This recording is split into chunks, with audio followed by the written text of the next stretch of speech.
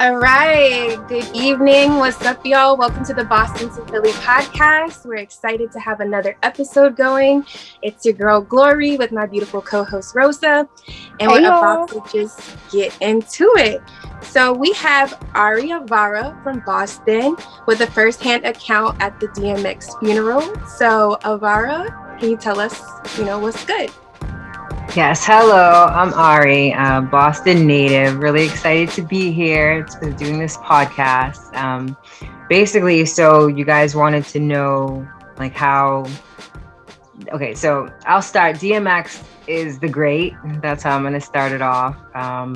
It's a blessing and an honor to be in the recent future of my life and past and present affiliated with his team, his manager, the CEO of Rough Riders, and their family. So I'll get to how I came to all of that in a minute. But basically, 10 years old, it was Tupac for me and DMX.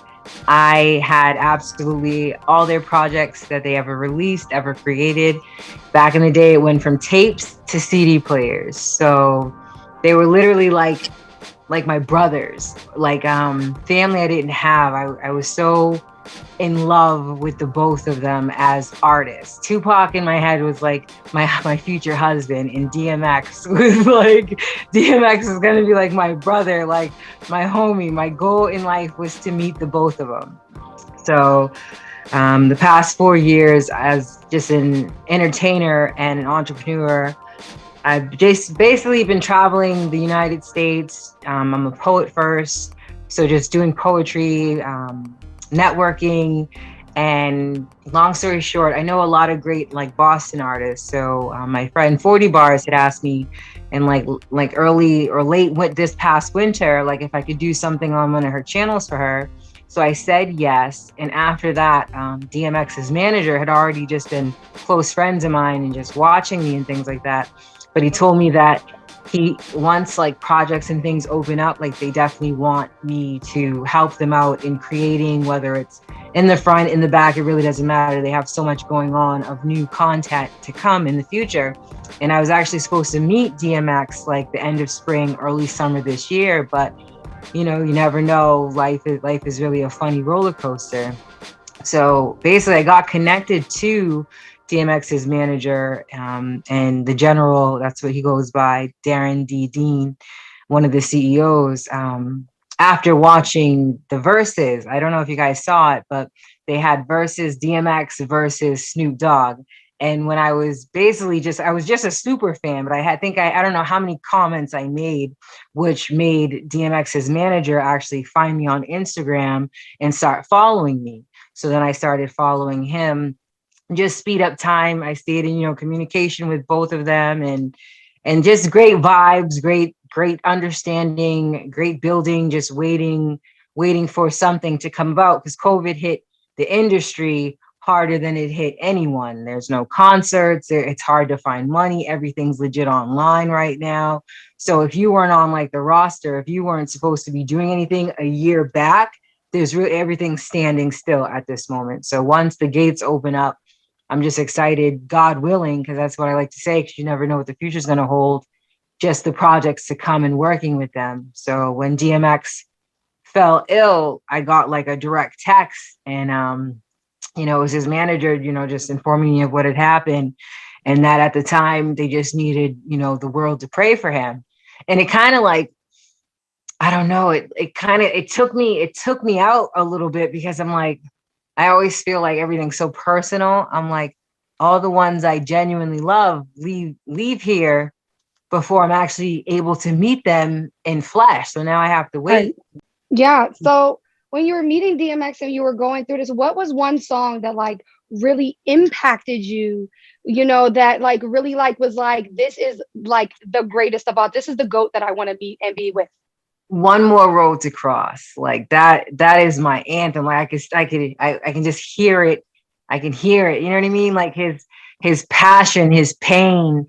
It resonated with my whole life. You know what I mean? Like all my life, I just wanted to say hi to him, So I think his manager understood that. And so he's like, we're going to put you on the list to at least say goodbye to him. And so it's all just been really surreal.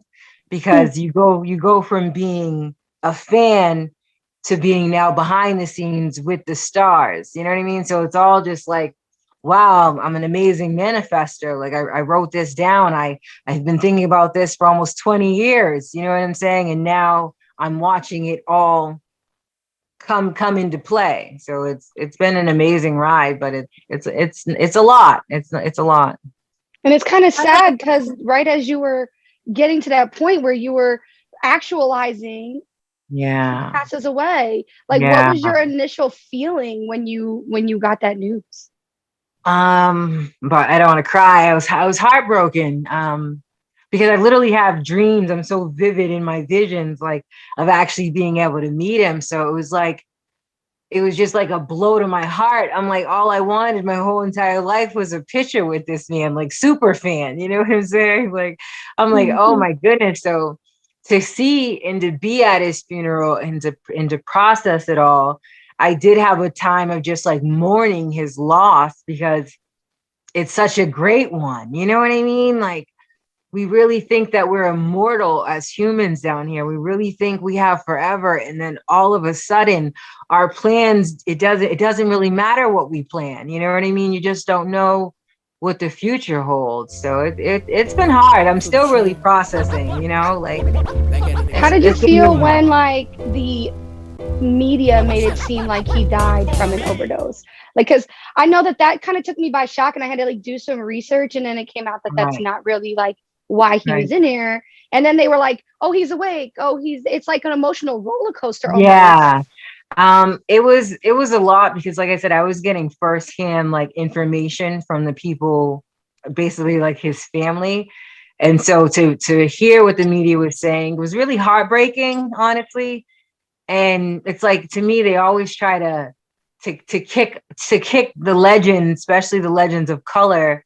They try to kick them while they're down. You know what I mean? Like we all know what and how DMX led his life. Like once he is no longer in his body anymore, none of that really matters. You know, I think it was very disrespectful.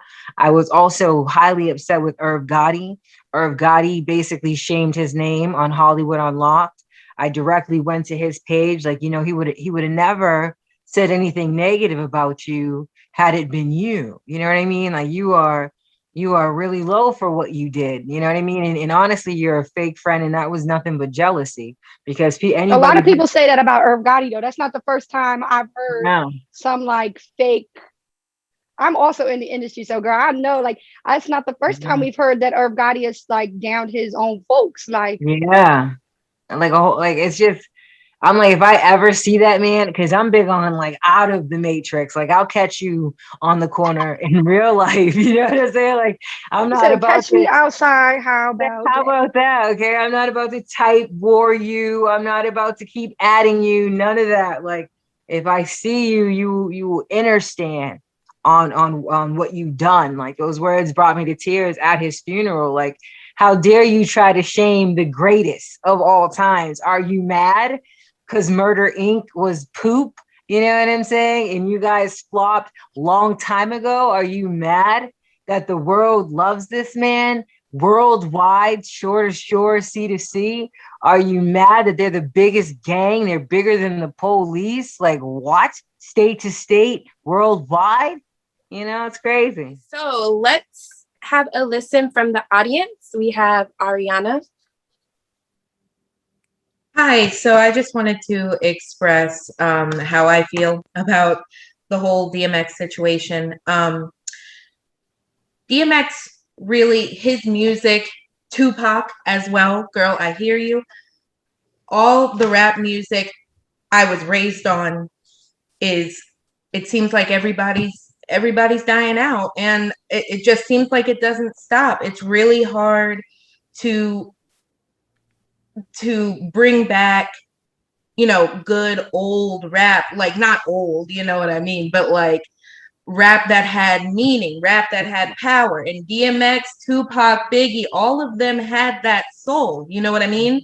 Yeah. And my mom raised me on the good music. I'm not listening to whatever these kids are listening to nowadays, you know what exactly. I mean? They raised me good, and rap is so poetic.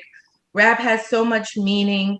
And this situation was such a big shock to me. I pulled up my Twitter and I saw that, and I was like, yikes. I saw that he was on life support, and that's when I was like, no, there's no way. There's no way no way. And when it happened, it was the biggest shock probably in the last 5 years as far as celebrity deaths go. That one hurt me and my family sincerely. That was awful. But yeah, he'll be missed. Definitely. Rough Riders for life. Back. Gang. For real. So how did you all feel when they prematurely said that DMX had passed? I knew that it was, his health was declining at that point in time. So it's really, I knew there was only a matter of minutes or days, but it was just, I had to actually tap out of the matrix because I don't like people playing with my emotional state, or just, thinking that they have the right news, and it gets hectic when you're dealing with superstars. So I really chimed out of just listening to what was the media had to say at that point. It was just all too much for me. Understood. So being in the atmosphere of like the funeral and everything, would you say it felt more celebratory? Was it like a mourning type of aura? Like, how was the ambiance within the place? It was beautiful. I went to the Barclays Center. That's where Kanye performed, Nas spoke, the Rough Riders all spoke their piece. Watching his casket being brought up, and Kanye did an amazing performance, I must say, as well.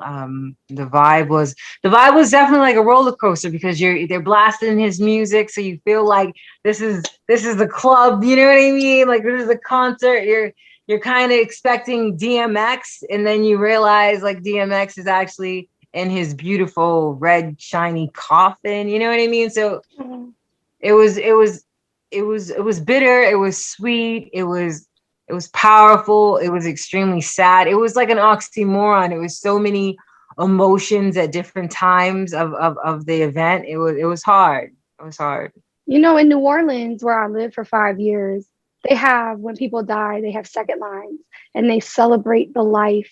And while people are sad, and of course there's tears, there's also this like almost jubilee to celebrate the life that they had. And as I watched like these videos of the streets of Brooklyn, right? It was in Brooklyn, just so alive for the first time in almost a year, right?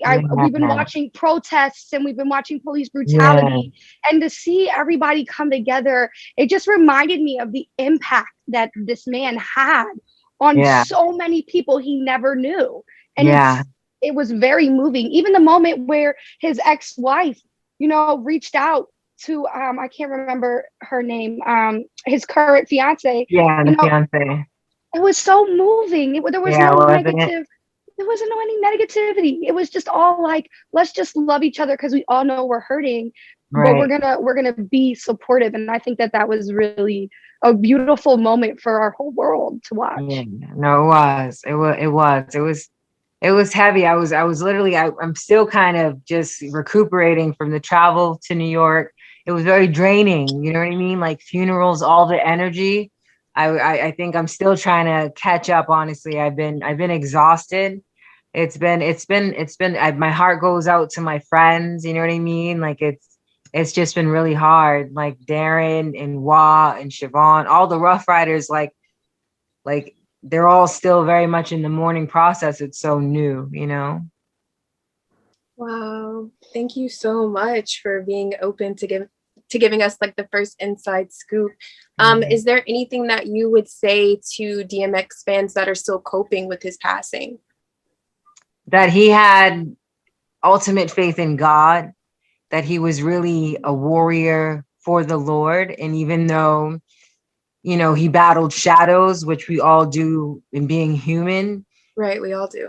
He just really loved us all. That's what I understand and understand. And I know that he's really still with us all, because legends, I'm grateful that they really do never die. And eventually we will all meet him again on our journey, in our path. I just say blast his music, keep him in your hearts, pray for the Rough Riders and his family, that they just get strength and encouragement every day, because it's going to be a long road. You miss them until you return home. So Right. Thank you so much. Thank you for having me. Yes, so this brings our first segment to a close. Thank you so much to our special guest. Thank We were you. so happy to have you. Yes, thank you. And thank you for sharing. It's emotional, but it's powerful and it needs to be heard. So thanks for coming and thanks for the words from the audience.